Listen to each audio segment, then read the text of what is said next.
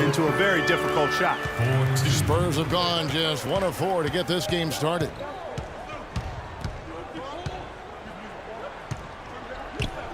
To the inside, here's Duncan, and 2 free throws coming up as he misses that one, drawing the whistle and a lot of contact there. Can't be any surprise to you that Tim Duncan, folks, last year became the leading rebounder of all active players, passed up Kevin Garnett for that honorable distinction. We're talking 15,000 rebounds total over 18 seasons.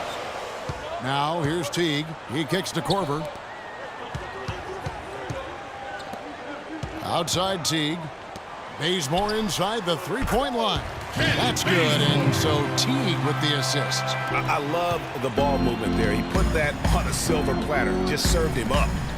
Getting back to Duncan's rebounding, he's always had the great size and wingspan and timing, and he really positions himself well for those rebounds, but what seems to separate him is his quiet toughness. He'll never back down. Yeah, it's hard. You know, he's not a guy that's going to yell or pump his fist. He's not going to flex his muscles to the crowd. He just silently assassinates you well said. out on the floor. You're right. You're so right. Let's catch up with Doris from the sideline. Well, Kevin, Greg Popovich had a few moments to share with me. He talked about the impact that Al Horford can have on a game and how they'll have their work cut out for them dealing with him. He said Horford's just a complete ball player. He does all the things you want from a big man. He can shoot, handle, and pass. He's always a tough matchup, but it starts with matching his energy level. Kevin, we'll see if they have what it takes. Thanks a lot, Doris. And Green gets it to go. Of all the guys you want to leave open out on the perimeter, he is the absolute last guy on the list. Attention to detail. Know your personnel. Now here is Horford. He's had some playing time, but no scoring in from him. 1:04 left to play in the first quarter.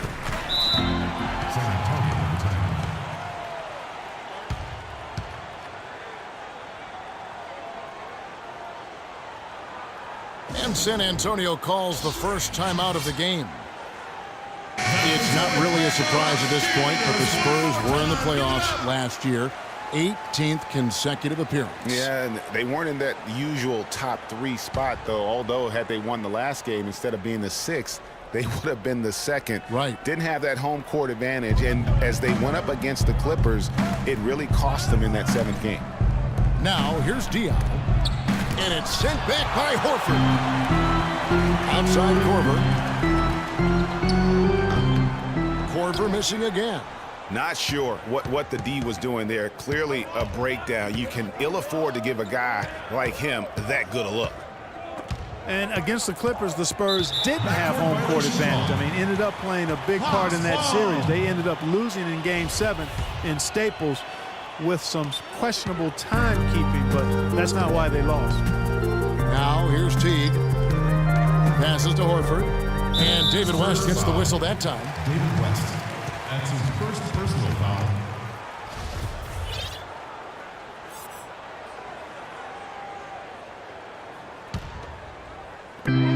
Teague for 3. No good. Now San Antonio takes it the other way. Here's Parker. Here's Mills. And he uses the glass on the layup.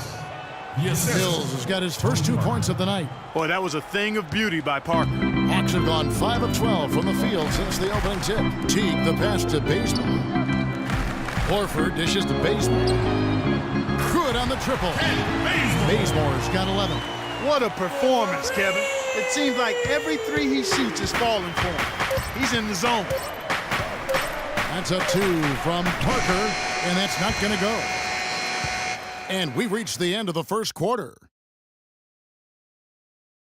And LaMarcus Aldridge, the franchise player on this team, without question. He talked about the responsibility that comes with that role. In every aspect, you know, it's a change for us. Greg, does that acceptance come with putting a whole lot more pressure on yourself? And if so, what does that do to LaMarcus Aldridge's game? And, you know, Kevin, that's what's going to be so interesting to find out. Now, some players, you know, they really relish in that situation. They rise to that occasion. Others, I don't want to say they wilt under the pressure, but they're just not comfortable in that environment. And in the NBA, you get to do it on TV and in front of thousands in person. LaMarcus Aldridge. Kawhi Leonard. And now the second quarter just getting set to start. And a chance for just a second now to check out the scoring breakdown for the Hawks. They've definitely had a hot hand from three-point range. Always nice to get off to a good start.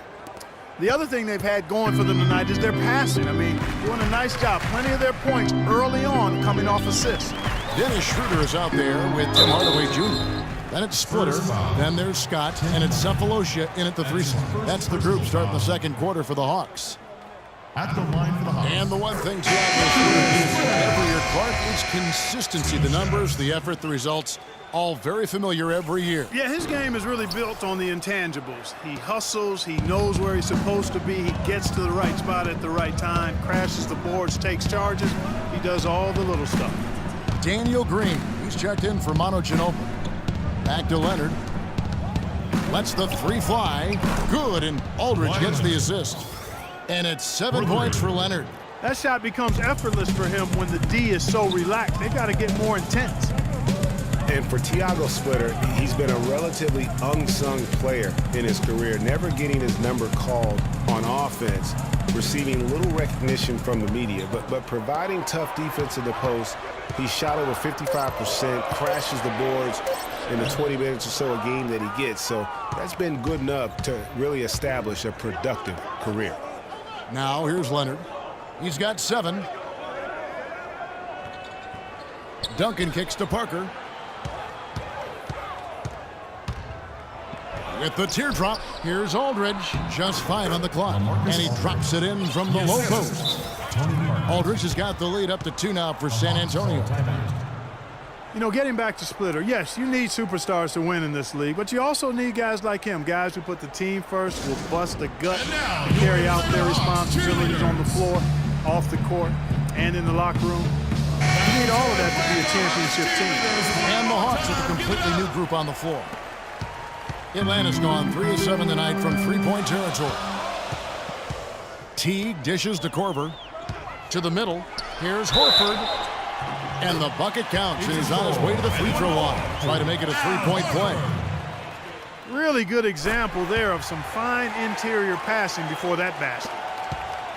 What a season for Al Horford last year. Such a great display from him and his team as he led the Hawks to the #1 seed in the Eastern Conference. And for all the team accomplishments the Hawks had, Horford was able to hit some of his own milestones as well. Had his first career triple-double last season. Parker with no one around, and he buries that one, drilling the rim on the way down.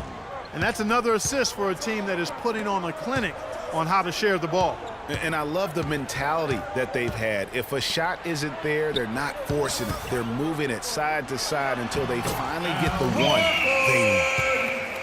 Horford was really a cog in all aspects of the Hawks last season. I mean, a major cog. Just a consistent presence inside with his 15 points and 7 boards a game.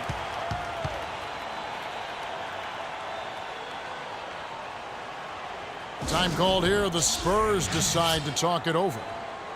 And for Horford last year, the numbers were down a bit, but that wasn't due to his play. I think the Hawks were just a more balanced team. And he could obviously put up bigger numbers if he wanted to, but by playing within the system, I think it allowed Atlanta to reach its true potential over the course of the regular season. Doris Burke has some information for us. Doris? Kevin, Greg Popovich was just going over the plan with his team. He made it clear that their offense needed to run through Leonard. Coach detailed the ways to ensure he's the one in charge out there, with the ball in his hands and the rest of the players falling in line behind him. Maybe making those early adjustments will give them time to judge their effectiveness by halftime. We'll soon find out, Kevin. Thanks, Doris. Got him with the pump fake. Savvy move right there. 4-2. And now it's a 3-point Atlanta lead. Screen by Duncan. Parker passes to Duncan. Nobody near Leonard. And that comes off the assist by Duncan. And that's 10 points for Leonard. Tim Duncan, even in his advanced years, showing you that great vision and still getting it done. Nice pass. Teague against Leonard. Schroeder kicks to Korver. Tried to answer back, but that 3 is off the mark. And it's Leonard at the elbow. And there's the whistle. Fouled hard on the shot. He'll go to the line. It's going to be on Kyle Korver. Kawhi Leonard, with another great season last year, earned his first Defensive Player of the Year award with his outstanding play. And for Leonard, he became the first perimeter player to win one since 2004. That just shows you how incredible his defense was at times. Al Horford's checked in for Atlanta. Justin Holiday comes in for Dennis Schroeder. So San Antonio going with an almost entirely new group here. David West, he's checked in for Duncan. Diaw comes in for LaMarcus Aldridge. Manu Ginobili's checked in for Daniel Green. And it's Mills in for Parker. And that one's good. Millsap. And you know, for Leonard, you can add that Defensive Player of the Year award to his hardware list, and that puts him in elite company, one of only 3 players to win Defensive Player of the Year and Finals MVP. The other 2, Jordan and Olajuwon. Leonard against Korver. Millsap down low, and the basket good. Millsap's got his 3rd bucket of the night. And the lead goes right back. What a seesaw affair we've got going on. This game's right there for the taking, but neither team can quite grab hold of it. Like a slippery bar of soap there. Somebody's got to take charge here. Now here's Teague, following the miss by David West. Holiday goes in, and good on the basket. Booking. Really, the defense is helpless to stop a layup right there. Just too much of an advantage in terms of the mismatch. Spurs trail by 4.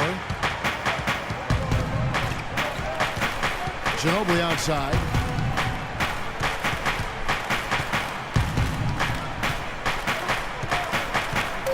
Pass to Leonard.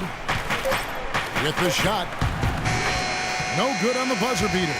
And a pretty tightly contested game here as we end the first half. It's Atlanta. All right, Kevin, here. It's the 2K Sports Halftime Show.